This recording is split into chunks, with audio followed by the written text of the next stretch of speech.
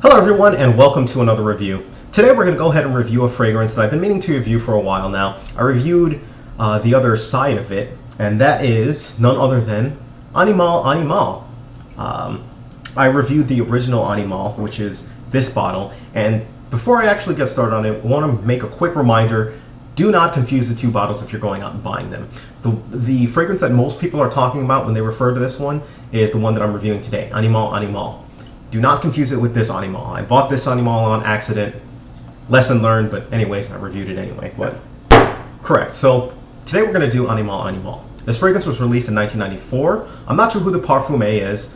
It's okay. You can purchase it for around anywhere between like $15 and $30. You probably can purchase it maybe for a little bit cheaper. It's been out for a while now. It's considered a cheapie that most people can go ahead and pick up. And as you're going to find out, I personally think that it's well worth the value that you're actually spending on it. All right. So with that, let's go ahead and get to the notes. There's a lot of notes here, so I apologize. It's going to be a little bit long. Here we go. The notes for this fragrance consist of nutmeg, honey, pineapple, lime, sandalwood, patchouli, lavender, musk, amber, galbanum, vanilla, jasmine, ylang-ylang, lily of the valley, cedar, tobacco, rose, and lemon. So as you can see, there's quite a lot of notes here in this fragrance. A lot of stuff going on, but let's cut to the chase on what I actually smell in it. When you spray this, overall, this fragrance is really what it means to be a gourmand, or a fragrance. Gourmand, for those of you who don't know, are fragrances that smell like food. And this is a fragrance that really smells like food.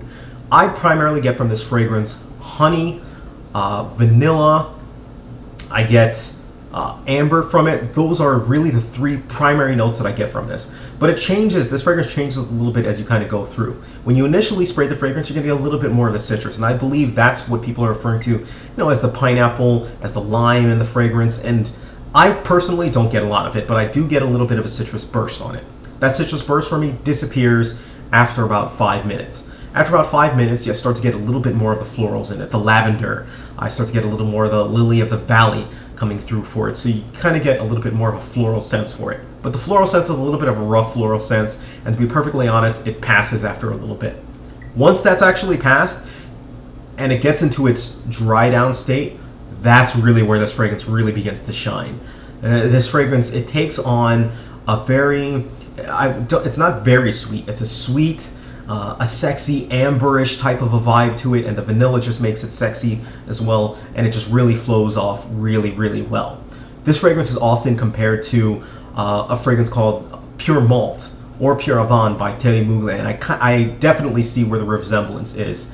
Although it doesn't smell exactly like it, it's along the same veins. There are two types of gourmand fragrances that do not get too cloying. A lot of fragrances that are sweet and smell like food usually end up being a little bit too much on the nose, and they start to really become sickeningly sweet, stuff like that.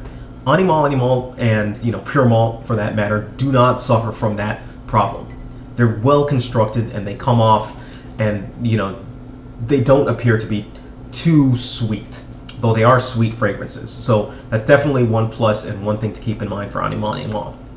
And again, as it kind of goes on, you really, at least on my skin, you really get amber, vanilla, and honey, which is just a beautiful blend. It may smell a little bit to some people like licorice at times, maybe a little bit of a malt type of a vibe, but those really three notes are really what I get from this fragrance. I generally go anywhere between 3 and 5 sprays. I'm generally pretty liberal with a fragrance, especially one that is a little bit more on the dark side like this one is. So that's one thing to keep in mind. That said, despite the fact that I'm a little bit liberal, I've never found it gotten too cloying. The only time it's actually gotten a little bit too cloying is during the summer, and I don't really wear it in the summer, which, speaking of months, I generally tend to wear this one in the summer. Not the summer. In the fall and the winter is generally when I wear this. I don't wear it in warm weather. I personally feel that it does extremely well during cold weather and is perfectly suited for those situations. Now, I consider this fragrance a date fragrance, a fragrance that you can wear easily out, with your significant other. I consider this a fragrance that is decent enough for work as long as you don't go too crazy on the trigger, and I consider it a perfect fragrance for casual situations.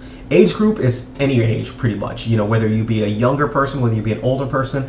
I think this comes off perfectly fine on either way. It's not too mature, it's not too kiddie. Either anyone can wear this one, and that's really what adds to this fragrance's versatility as well. The performance on this fragrance is it's good, basically. The performance on the fragrance you're going to get, I get anywhere between 10 and around 20 hours, almost a full 24 hours from this fragrance that it lasts, which is absolutely fantastic, excellent. It leaves a great sillage trail. People are going to smell you as you pass by, and they'll smell you if you've been in the room after it's been, a little bit of time. And it also has absolute fantastic projection as well.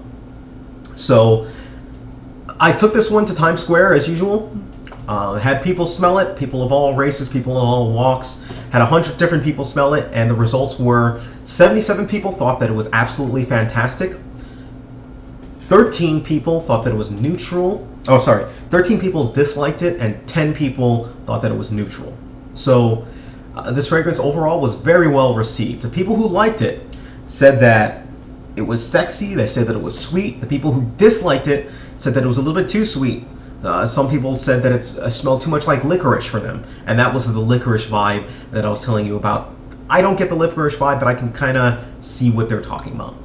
Either way, that's one thing to actually keep in mind. Very popular fragrance.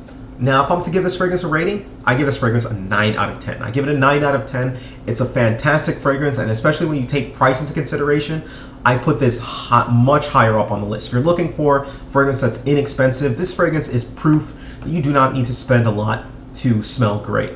And this is a perfect example of one. If you're type of person that is never used to spending a lot on fragrances, maybe he only buys Axe, or even if you're a person who collects fragrances, this is a perfect one that you should go ahead and take a look at. For the price, for the smell, for the quality that you're getting, it is absolutely fantastic for those purposes. If you have any questions whatsoever, please feel free, leave me a message down below, send me a message, do whatever you got to do. Thank you, take care of yourselves, and have a great day.